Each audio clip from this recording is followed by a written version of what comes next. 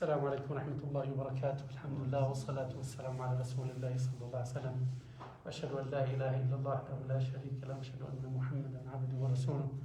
جزاكم الله خيرا. I was expecting few people to attend today, but alhamdulillah, many people came, alhamdulillah, and some people came from Richardson. May Allah subhanahu wa ta'ala give them barakah ya Rabbil Alameen, and we welcome the new faces here.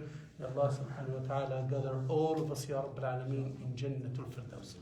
For sure, we are waiting for the results, and Brother Ayman is checking the updates now. I cannot, I can say this, okay? Do you have any updates? Not yet?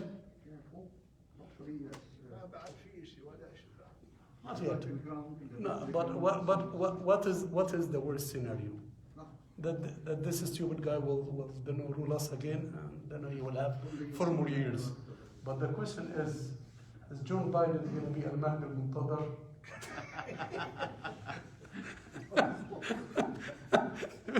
Do you think that he's going to fill this land with justice? Khilaf is going to get back?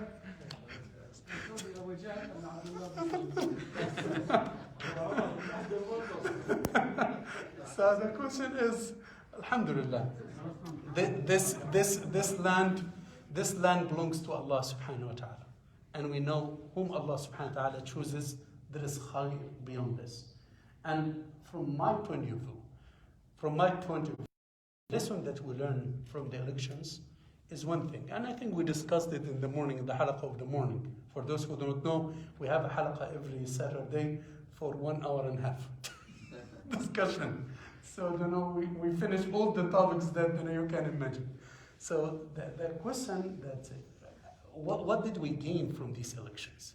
We gain, from my point of view, one important and crucial and very critical lesson, which is unity. So you need your voice to matter. So if we are scattered like this and we are not organized and we are not getting together, so your vote is nothing now. It's not going to do anything. So Sister Ilhan Omar, when she just won in Minnesota, it's because of the Somali community was behind her. So that's why she won. And the same for the people who won, that there is like a collective support that we should work together. So now, 3, 4, 5 million voices, yes, they make a difference. So this is, and wallahi, even in the elections of our masajid and the city elections, we want to learn this, how to get united. Yes, we come to the masjid, we have at least 10 nationalities now. People come from Africa, from Syria, from Egypt, from Palestine, from where, Abu Ahmed?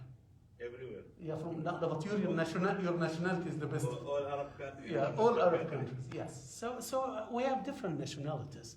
But alhamdulillah, our deen invites us to get united. And I'll give you the example. Can anybody move before the imam? No. Otherwise, the Prophet ﷺ gave a bad example. So the person cannot make something different from the rest. Can anybody just make ruku' while we are making sujood? Can anybody, instead of reciting Al-Fatiha, can somebody recite Qul A'udhu Birabbin Nas? Qul A'udhu Birabbin Nas is easy. No, we should make everything together. We cannot perform the salah before the adhan. If the time is due, then we start. We say the salam with the imam. It's a matter of a second. If the person says salam before the imam, the salah is invalid. Right or not? So unity is something that Islam teaches us. What do we recite? And what is the best ayah in Al-Fatiha? That Ibn Qayyim wrote a book about it. إِيَّاكَ نَعْبُدُ وَإِيَّاكَ نَسْتَعِينُ. So you are saying it as an individual, right? You are trained by yourself and you are saying Alhamdulillah Rabbil Alamin. But when it comes to إِيَّاكَ نَعْبُدُ, you cannot say إِيَّاكَ أَعْبُدُ.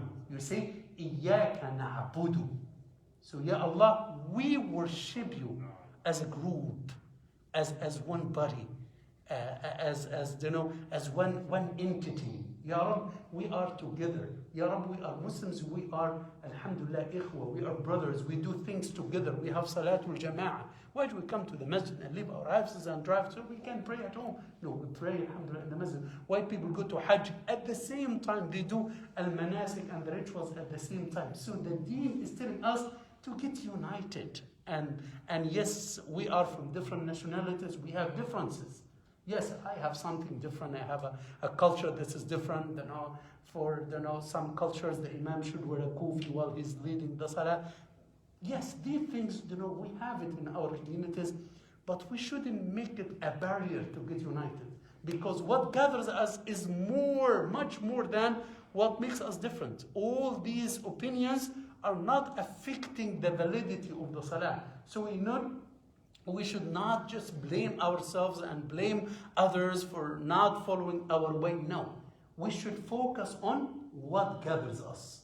Even if we are different in the subsidiary matters, it doesn't matter. But we need to get together. And I will end with this. We know, and we grew up, me and Brother Dia, almost the same age, and Dr. Ahmed, maybe, is younger than us a little bit, younger than us a little bit.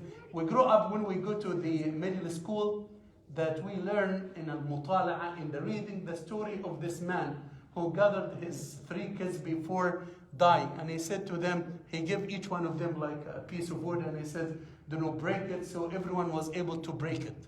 And then, and then he gave them a bunch of reeds, a bunch of sticks. And he gave it to them and he says, can you break it? They couldn't. And then he gave each one of them just, a stick.